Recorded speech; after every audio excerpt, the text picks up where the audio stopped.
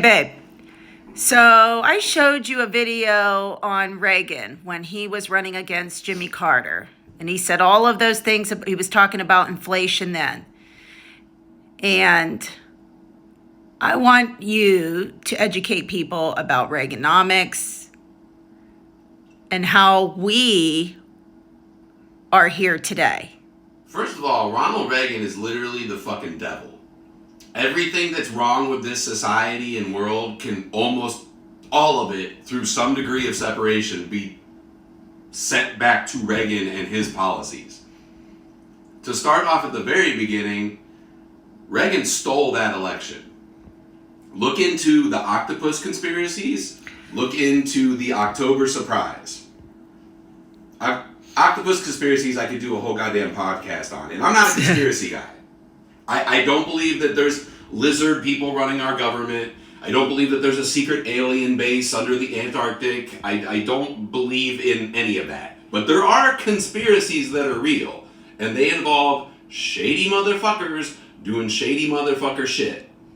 And the octopus conspiracies was this company called Inslaw made this program called Promise for the Department of Justice. The Department of Justice, basically in a roundabout way, stole this program from Inslaw, rewrote it, and distributed it out to all of our allies and enemies. But this time, when they distributed it out, it had back doors in it so we could spy on them. Look into it. It's super interesting. This reporter, Danny Casolaro, basically was about to crack the whole thing, and they killed him. How does that come back to Reagan? The October surprise involves a lot of these same players. The October surprise was when Iran had our hostages. Reagan backdoor dealed a deal with Iran to keep the Americans hostage until after the election to make Carter look inept. And it basically cost him the election. And then magically, right after Reagan gets elected, everybody walks. Everybody gets freed. And there's a lot of money going around. There was a bank called, I think it's BCCI. It was a Pakistani bank based out of Luxembourg that ran from 72 to 91. Mm-hmm.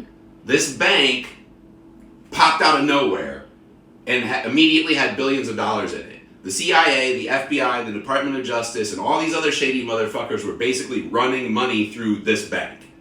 And then in 1991, the bottom fell out and it disappeared overnight. Oh my God. So, how does all this deal back to Reagan? Well, Reagan was involved in all of this shit, like the Iran-Contras and all these other things. Mm-hmm. So when he stands up there and talks about inflation, okay, fine, whatever.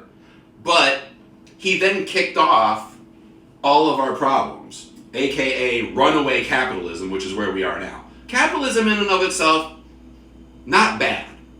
Don't kill me, lefties. I'm with you. But capitalism, okay, I have an idea or I have a bunch of money.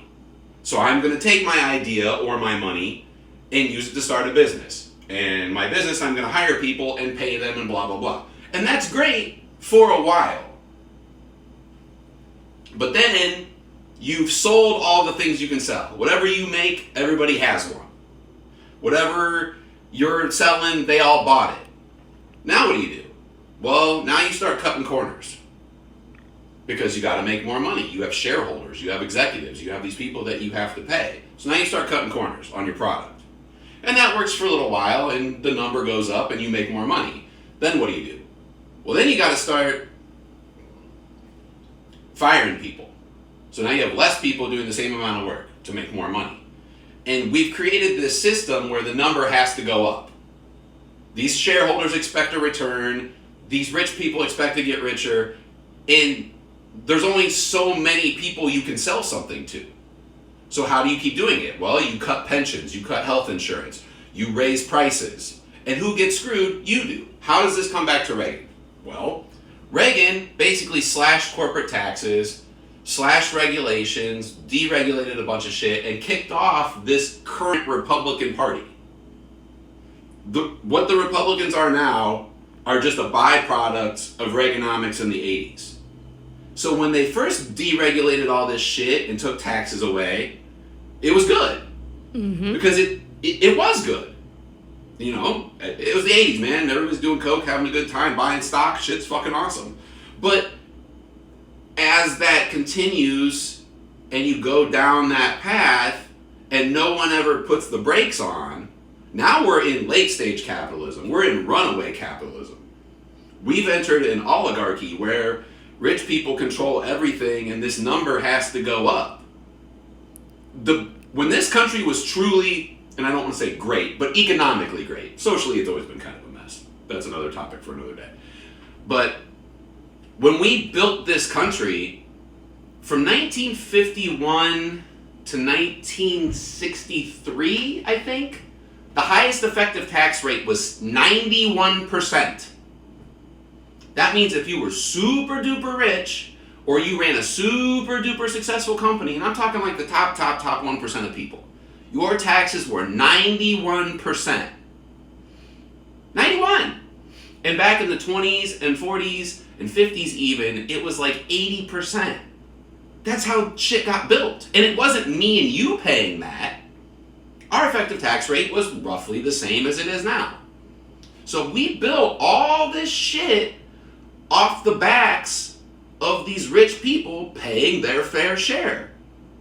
And Reagan started chipping away at that. And every Republican since then has continued to do so. So now you have these people at the top who are not chipping in.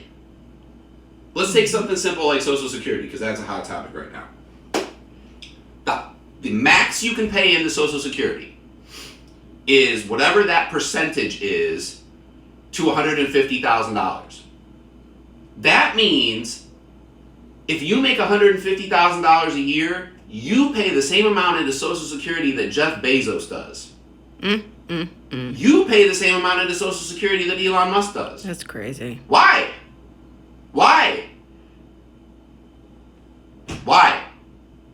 That's what Reagan did. And then he also did the crack epidemic and screwed over black people and did a million other. The guy's the worst. Go down the rabbit hole on Reagan. Everything bad goes back to him. But seriously, check out the Octopus Murders Conspiracy. It's not about Reagan, but it all comes back to Reagan. And this dude, Danny Casolaro, was real close to nailing his ass to the wall. And they found him in a bathtub with his wrist slit like 20 times and blood all over the walls. And it was a mess. And for no reason. The guy was close. Reagan is the worst fucking thing to ever. Nixon kicked it off by being a piece of shit. But there were still enough checks and balances. Right. And people in places to check him that he got. Right. And even as big of a piece of shit as Nixon was, he did start the EPA. So, you know, bad people can do good things and good people can do bad things.